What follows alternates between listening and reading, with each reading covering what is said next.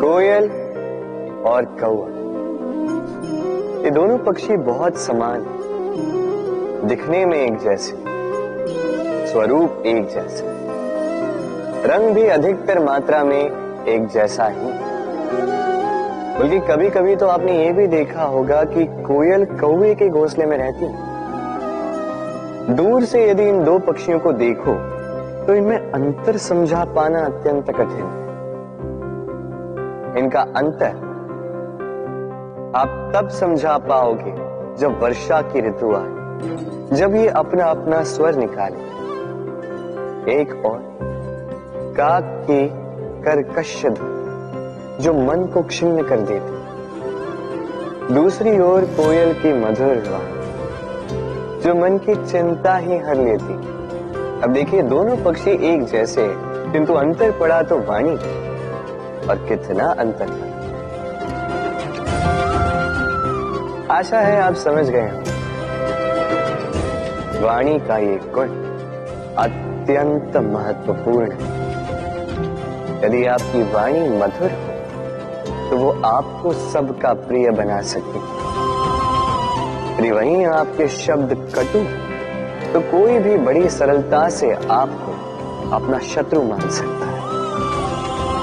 वाणी आपकी, चयन भी आप ही का।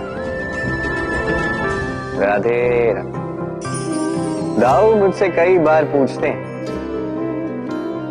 कान्हा तुम राधा के साथ इस संसार को प्रेम सिखाने आए, फिर क्यों तुम ही राधा को इतना सताते हो? क्यों वो तुम्हें तंग करती है? क्यों ये नोक-झोंक होती है? क्यों ये खींचाता है? अब इसका उत्तर मैं कुछ इस प्रकार देना चाहूंगा। चींटियां उसी घर में प्रवेश करती हैं जिसमें शहद हो। यदि आपके घर में शहद है, कोई मीठा पदार्थ है, मिठास है, तो चींटियां वहां अवश्य आएंगी। कुछ इसी प्रकार होते हैं हमारे संबंध। तो इनमें छोटी मोटी लड़ाइयां, नोक झोंक, रूठना मनाना, ये सब तो चलता रहे। विशेषकर उन संबंधों में जिनमें मिठास हो। स्मरण रखिएगा, जिन संबंधों में कोई नोक झोंक नहीं, कोई रूठना मनाना नहीं, कोई छोटी मोटी लड़ाइयां नहीं, वो संबंध केवल और केवल मस्तिष्क से निभाए जा रहे हैं,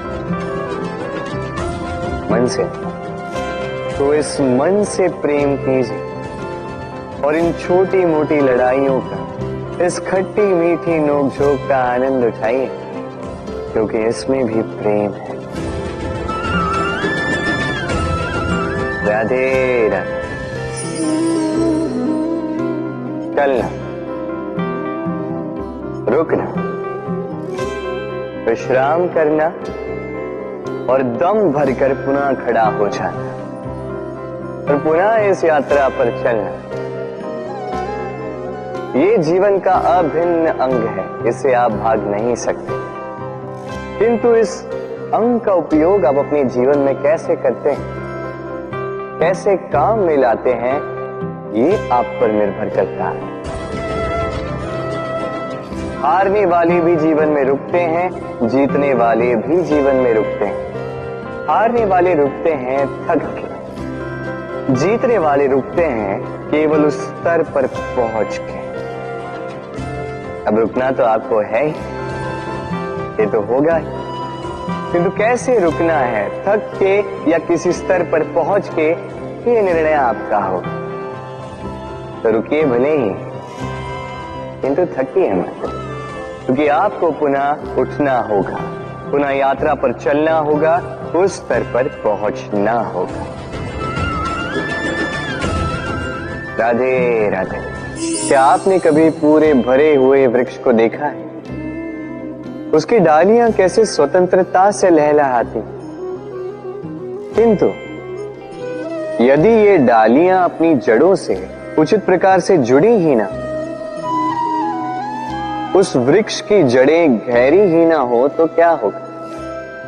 तो क्या वो ये सब आनंद उठा पाएंगे? कदापि नहीं। उस वृक्ष की डालियां बिखर जाएंगी, वो वृक्ष भूमि श्याही हो जाएगा। उसी प्रकार विचारों की स्वतंत्रता का आनंद आप केवल तभी उठा पाओगे जब आपके संस्कार गहरे हों। तो स्वतंत्र रहिए विचारों से, किंतु जुड़े रहें संस्कारों से। राधे राधे।